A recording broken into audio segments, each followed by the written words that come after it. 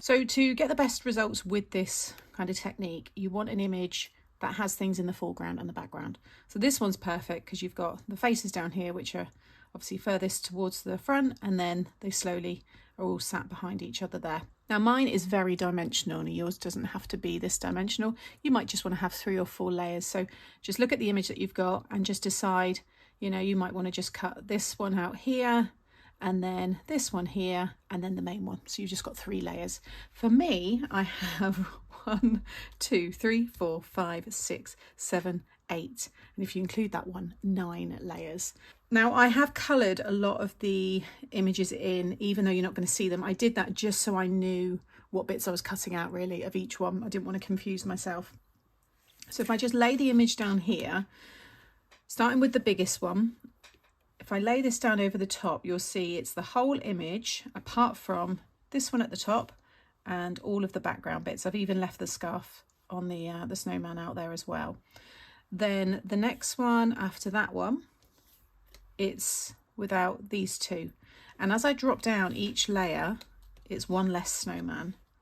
So you'll see now those 3. But you, like I said, you might just want to have these 3 layers, and that's enough. You can see already the dimension you've got there. I've already put the foam all behind the back. And then again, the next one. So now those 4 are gone. And then this one. And then again, this little one. So because this one will sit over here, you don't need to colour all of this in. But I just did that, like I said, just so I didn't get myself confused. So you might just want to just maybe or cross over the faces and things. What I would say is if anything on the outside, I would colour because you do see it from the side.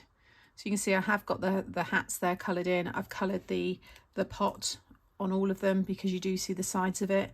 But things that are right in the middle there, I wouldn't worry about. And then as you get down to the tiny detail, so if I start layering these all on top of each other, like so, I've worked out when I laid these all down, it's looking at just under 1 inch in diameter. So this will go in a box envelope really nicely. And I do have them, got a whole playlist of DIY envelopes, including box envelopes.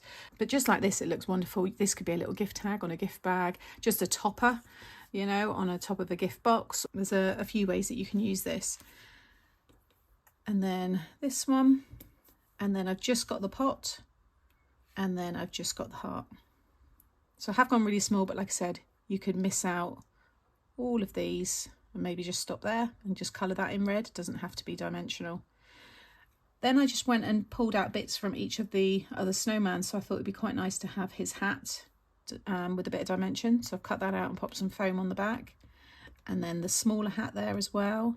I've cut the hat with the star, but then I've also just cut the star to go on again. So the smaller the pieces, they're the last bits you stick down. The bigger the image, they're the first bits that you lay down. And then I cut all their carrot noses as well, and I'm going to layer those back over the top. So this is all going to go onto a 5x7 card blank. So I've got the original image here, which is what I'm going to lay down first, because that has the very top little snowman there, which isn't on any of these images.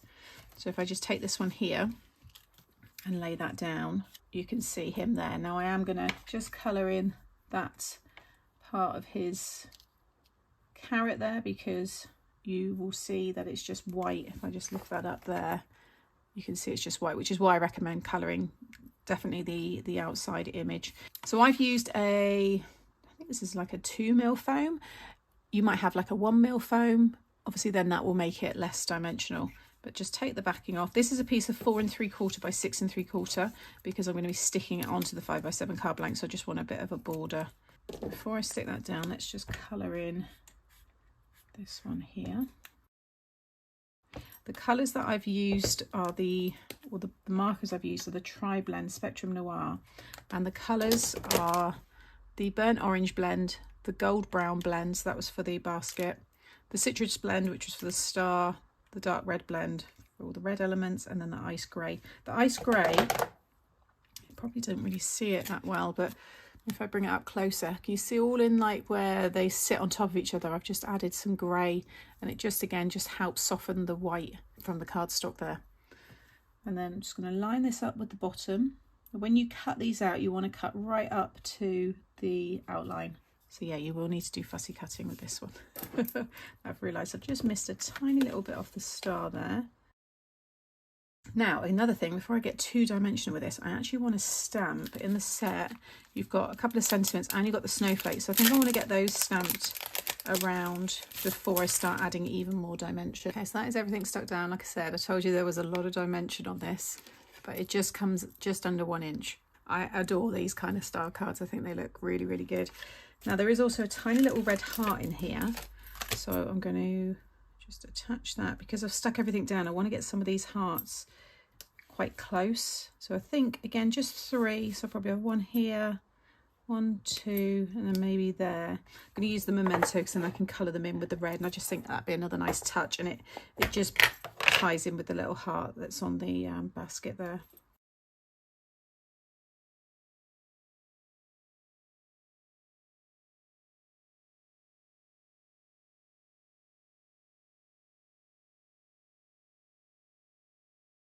So here is the finished card, and let's just appreciate that dimension. As I've said a few times in the video, it's completely optional how dimensional you make this, but that is going to fit perfectly in a box envelope. And I think if you add a little bit of acetate onto the front of the box envelope, then you can see this design through. I think that would look really nice as well. But you can see all that lovely glaze. And you could also add some sparkle as well with some glitter. So make sure you subscribe to the channel, and that way you won't miss out on all the future videos that I've got to share. And I'll be back again soon. Bye.